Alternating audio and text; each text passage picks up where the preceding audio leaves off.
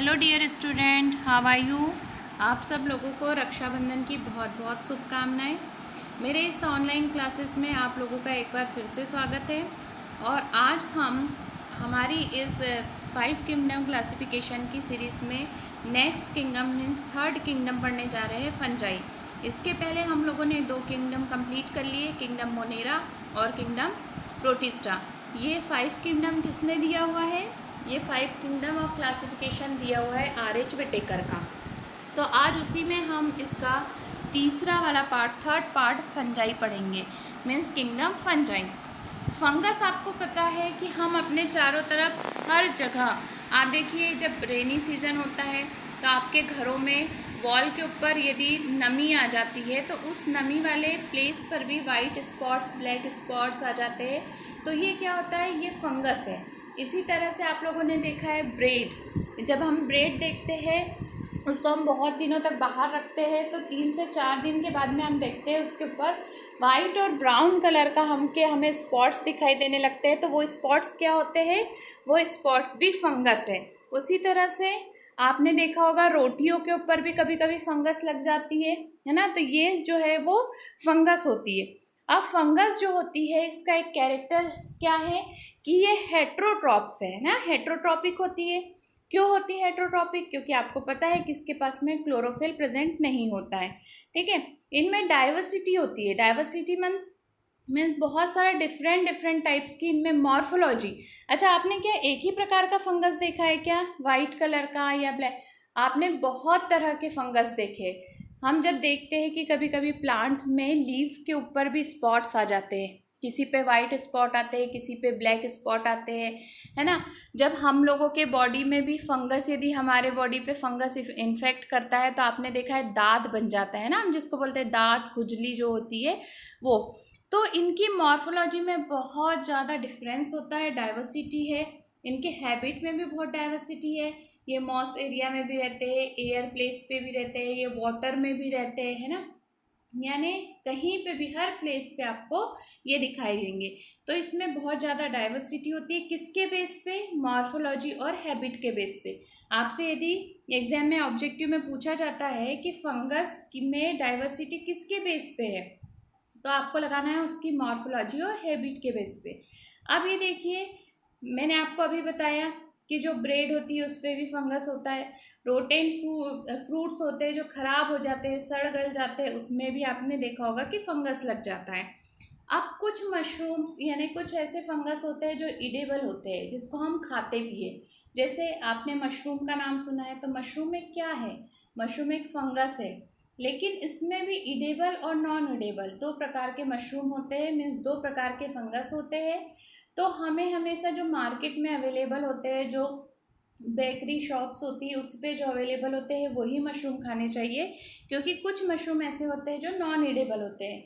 जैसे हमने देखा है रेनी सीजन में बड़े बड़े जो पेड़ होते हैं, उन पेड़ों के आसपास में आपने देखना मशरूम की तरह से स्ट्रक्चर निकल आता है। तो ये क्या होता है? ये फंगस होता है। लेकिन ये जो फंगस होता है ये इडेबल नहीं होता है ना।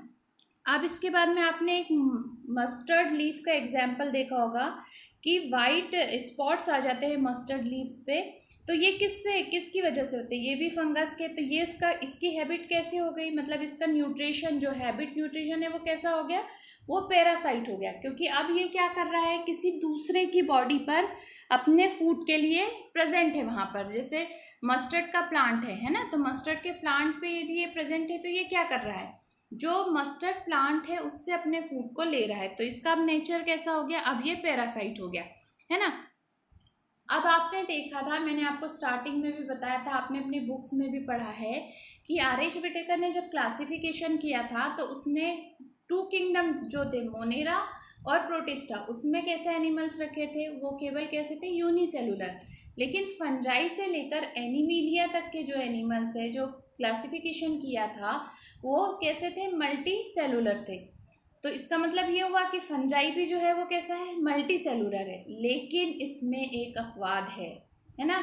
एक अकेला ईस्ट ऐसा है जो यूनिसेलुलर होता है ना। तो आपको यहाँ पे ये याद रखना है, आपसे क्वेश्चन पूछा जा सकता है कि फंजाई मल्टी सेलुलर ऑर्गेनिज्म या मेंबर है, पर इसमें ऐसा कौन सा अपवाद है जो यूनिसेलुलर होता है? तो आपको क्या लगाना है? ईस्ट, है ना। इसमें ये ईस्ट जो है वो केवल एक ऐसा है जो कि यूनिसेलुलर होता है। अच्छा, ये ईस्ट का यूज़ कहाँ करते हैं? आपने देखा फर्मेंटेशन में करते हैं, जो बियर बनती है उसमें, है ना, जो ब्रेड बनती है, मीन्स कि जो फर्मेंटेशन की प्रोसेस से जो भी फूड मटेरियल बन रहा है वहाँ पर ईस्ट का यूज़ होता है। ओके। अब कुछ फंगस ऐसे होते हैं जो डिजीज कॉज करते हैं, जैसे जो प्लांट में भी डिजीज कॉज करते हैं और एनिमल्स में भी। जैसे आपने एक एग्जाम्पल सुना होगा, वीट रस्ट। ये वीट रस्ट का ऐसे होता है, ये होता है पक्सीनिया से, है ना। वीट के ऊपर फंगस जब लग जाता है तो उसको क्या बोलते हैं? Wheat rust. और ये किससे होता है? पक्सीनिया। पक्सीनिया क्या है? फंजाई है। ओके। अब कुछ यूज़फुल भी है, जैसे हमने यहाँ पर देखा ईस्ट, ये यूज़फुल है। जैसे मशरूम, ये भी हम ईडेबल है, हम खाते हैं इसको। लेकिन और कुछ ऐसे जैसे जिनसे एंटीबायोटिक बनाई जाती है। बहुत से ऐसे फंगस होते हैं जिनसे एंटीबायोटिक बनाई जाती है। मोस्ट इम्पॉर्टेंट जो एग्जाम्पल है वो आपको याद रखना है, पेनिसिलियम। ठीक है। पेनिसिलियम जो है वो किससे बनाई गई थी? फंगस से बनाई गई थी, और ये एक क्या है? एंटीबायोटिक है। ओके। अब फंजाई जो होते हैं वो मैंने आपको अभी बताया कि ये हर प्लेस पे होते हैं, चाहे वो एयर हो, चाहे वो वाटर हो, चाहे वो सॉइल हो, चाहे वो एनिमल की बॉडी हो, चाहे वो प्लांट की बॉडी हो, है ना। सब जगह कहीं पे भी आप देखेंगे तो फंगस प्रेजेंट होते हैं। बट जो कोल्ड एरियाज होते हैं, यहाँ ने जहाँ पर टेम्परेचर लो होता है, नॉर्मल टेम्परेचर से टेम्परेचर लो होता है, उस प्लेस पर जो फंगस होते हैं वो ग्रो नहीं कर पाते। होते ज़रूर है बट वो ग्रो नहीं कर पाते, है ना। तो जैसे इसीलिए हम लोग क्या करते हैं कि हमारे घर में कुछ खाना यदि बच जाता है तो हम उसको क्या करते हैं? हम उसको फ्रिज में स्टोर करके रखते हैं, क्योंकि जो फ्रिज का टेम्परेचर होता है वो हमारे नॉर्मल टेम्परेचर से कम होता है, इसलिए यहाँ पर फंगस प्रेजेंट होता है बट वो ग्रो नहीं कर पाता। ठीक है। तो आपसे यदि पूछा जाए कि ऐसा कौन सा प्लेस है जहाँ पर फंगस ग्रो नहीं करता, तो आपको क्या बताना है कि नॉर्मल टेम्परेचर से कम टेम्परेचर पर जो है वो फंगस ग्रो नहीं कर पाता। ओके। इसके बाद में मैंने आपको अभी बता दिया कि ईस्ट जो होता है वो यूनिसेलुलर होता है और उसमें वो फिलामेंटस होता है ना। बाकी सब जो होते हैं वो कैसे होते हैं? वो सब मल्टी सेलुलर होते हैं। अब एक बहुत इम्पॉर्टेंट बात ये है, आपको समझना है, हाइफा। एक यहाँ पर आपको वर्ड दिख रहा होगा, हाइफा। ये देखिए हाइफा दिख रहा है, और यहाँ पर दिख रहा है आपको माइसीलियम। ये दो वर्ड अलग अलग चीज़ है, और ये क्वेश्चन में बहुत क्वेश्चन पूछे जाते हैं इससे। आप नीट का पेपर उठा के देखिए, या फिर आप GNT/ST का पेपर उठा के देखिए, पिछले 5 से 6 सालों में आप पे इस पे बहुत क्वेश्चन पूछे गए हैं। ये देखिए, ये जो हाइफा होता है ये क्या होता है? ये हाइफा जो है ये फंजाई की बॉडी होती है, और ये कैसी होती है? इसका स्ट्रक्चर होता है लाइक दिस, इस तरह से। ये जो थ्रेड है ना, थ्रेड की तरह होता है इसका स्ट्रक्चर। अब आपसे क्वेश्चन पूछा जाता है कि फंजाई की बॉडी में थ्रेड लाइक स्ट्रक्चर को क्या कहते हैं, तो आपको क्या बताना है? उसको हम बताएंगे कि हम उसको क्या कहते हैं? हाइफा कहते हैं। अब जब ये हाइफा जो है, ये बहुत सारे हाइफा इस तरह से एक दूसरे से जब कनेक्ट हो जाते हैं, मीन्स हाइफा का जब ग्रुप बन जाता है इस तरह से, देखिए इस तरह से जब हाइफा का ग्रुप बन जाएगा तो हाइफा के ग्रुप को क्या कहते हैं? इसको कहते हैं माइसीलियम। ओके। मीन्स हाइफा से माइसीलियम बन रहा है, माइसीलियम से हाइफा नहीं बन रहा है। ओके। तो group of Haifa is called mycelium. अब ये जो माइसीलियम होते हैं ये इसके टाइप्स होते हैं, है ना। ये होते हैं एक तो सेप्टेड होते हैं और एक एसेप्टेड होते हैं। ठीक है। जो हाइफा है वो कैसे होते हैं? एक सेप्टेड होता है और एक एसेप्टेड होता है। अब देखो सेप्टेड कैसा होता है, ये एक हाइफा हमने बनाया, अभी आपको कैसा दिख रहा है? इसमें कोई पार्टीशन नहीं है, कोई वॉल प्रेजेंट नहीं है, ये सिंपल एक ट्यूब लाइक स्ट्रक्चर यहाँ पर बना हुआ है। ठीक है। लेकिन तो ये कौन सा हो गया? अब इसमें कुछ भी प्रेजेंट नहीं है, ये ट्यूब लाइक स्ट्रक्चर है, तो ये कैसा हो गया? ये एसेप्टेड हो गया। लेकिन अब यदि, और जो एसेप्टेड होता है, एसेप्टेड में ये क्या पड़ा हुआ है? ये इसका साइटोप्लाज्म है। ठीक है। अब साइटोप्लाज्म के बीच में यहाँ पर क्या पड़ा हुआ है? ये यहाँ पर न्यूक्लियस है। ठीक है। तो ये मल्टी न्यूक्लिएटेड हो गया। ठीक है। अब हम इसमें देखते हैं, ये मैंने आपको एसेप्टेड बताया। अब सेप्टेड में देखिए क्या होता है, ये हो गया हाइफा की बॉडी, इसमें हमने इस तरह से सेपरेशन कर दिए। जब इस तरह से हाइफा में वॉल बन जाती है तो इसको हम क्या कहते हैं, इसको हम कहते हैं सेप्टेड हाइफा। अब जब हम इसकी क्लासेस पढ़ेंगे फंजाई की, तब आपको और समझ में आ जाएगा कि किसमें सेप्टेड हाइफा होता है और किसमें एसेप्टेड हाइफा प्रेजेंट होता है। ठीक है, तो हाइफा के 2 टाइप्स हमने पढ़ लिए, एक सेप्टेड होता है और एक एसेप्टेड होता है। जिसमें हाइफा में इस तरह से, हाइफा में यदि क्या प्रेजेंट है आपके हाइफा में, यहाँ पर इस तरह से वॉल प्रेजेंट है तो ये सेप्टेड है, और ये वाला जो है सिंपल है तो ये एसेप्टेड है। ओके, अब आ जाओ सेल वॉल पे। आपको पता है कि सेल वॉल सब में प्रेजेंट होती है। जैसे हमने पढ़ा था बैक्टीरिया, तो बैक्टीरिया में भी सेल वॉल प्रेजेंट थी, उसमें काय की सेल वॉल प्रेजेंट थी, उसमें पेप्टिडोग्लाइकान की सेल वॉल प्रेजेंट है ना। इसी तरह से जो फंजाई होता है, फंजाई की जो सेल वॉल होती है वो काय से बनी हुई होती है, काइटिन से बनी होती है और पॉलीसेकेराइड से। तो आपको ये याद रखना है कि जो फंजाई की सेल वॉल है वो काय से बनी होती है, काइटिन और पॉलीसेकेराइड से मिलकर बनी हुई होती है। ओके, अब आपको ये भी पता है कि मोस्ट ऑफ द जो फंजाई होते हैं वो हेट्रोट्रॉपिक होते हैं, क्योंकि ये इसमें बहुत हेट्रोट्रॉपिक तो होते हैं। बहुत सारे एनिमल्स हमने जो देखा है कि हेट्रोट्रॉपिक है, हम भी हेट्रोट्रॉपिक है, क्योंकि हम भी क्या है, खुद अपना खाना नहीं बना पाते। लेकिन इनमें और हम में बहुत अंतर होता है। हम पहले फूड को लेते हैं और फिर उसको डाइजेस्ट करते हैं, लेकिन जो फंजाई होता है वो पहले फूड को डाइजेस्ट करता है बॉडी के बाहर, उसके बाद में वो उसको लेता है ना। तो इसका जो डाइजेस्टिव सिस्टम होता है वो आउटसाइड द बॉडी होता है, और हमारा जो डाइजेस्टिव सिस्टम है वो क्या है, इनसाइड द बॉडी।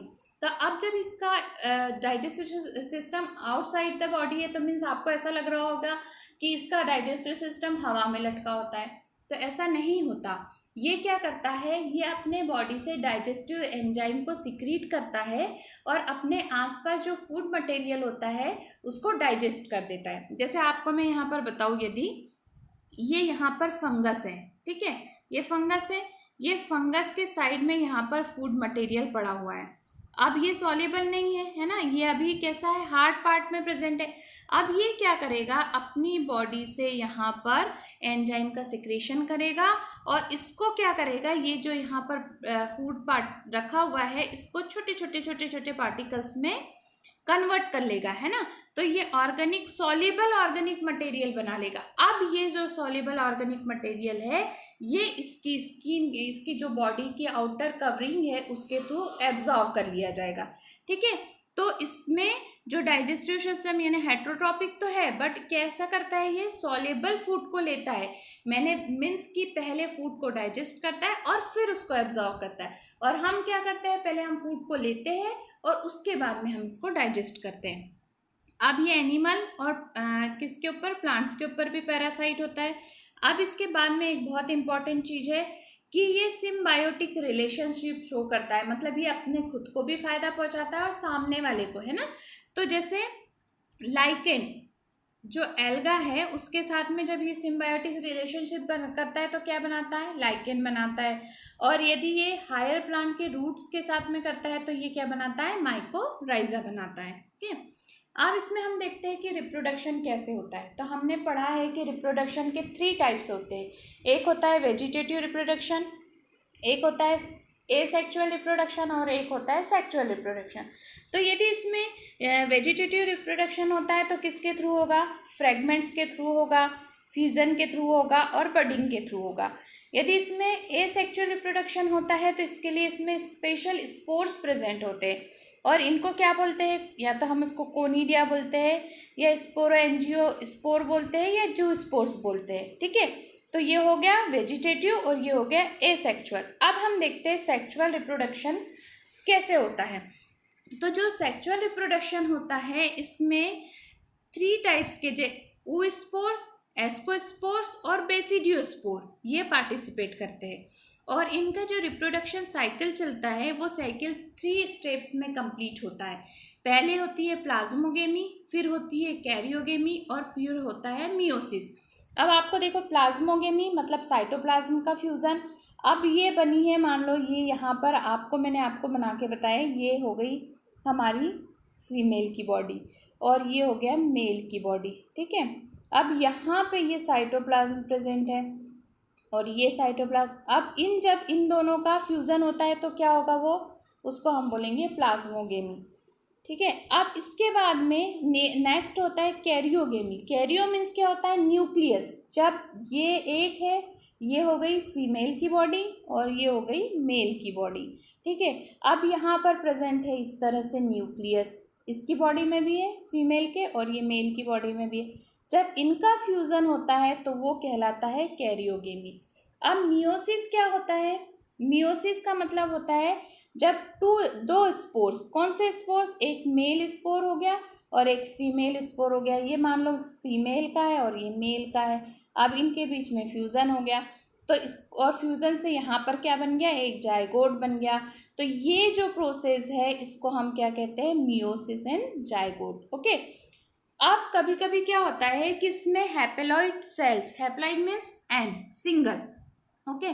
अब मान लो ये एक से एन सेल है और एक ये एन है, ये हो गई हमारी फीमेल, ये हो गया हमारा मेल। अब इनका जब फ्यूज़न हो रहा है इन दोनों का तो क्या बन रहा है, एक हैप्लॉइड स्ट्रक्चर बन रहा है यहाँ पर। तो वो कैसा होगा, ये डिप्लॉइड बनता है, ये हैप्लॉइड है और हैप्लॉइड से मिलकर क्या बन गया, एक डिप्लॉइड। तो जब दो सेल इनके बीच में, दो कैसी सेल जो हैप्लॉइड है वो जब आपस में फ्यूज़ होती है तो वो डिप्लॉइड स्ट्रक्चर बनाती है, ओके।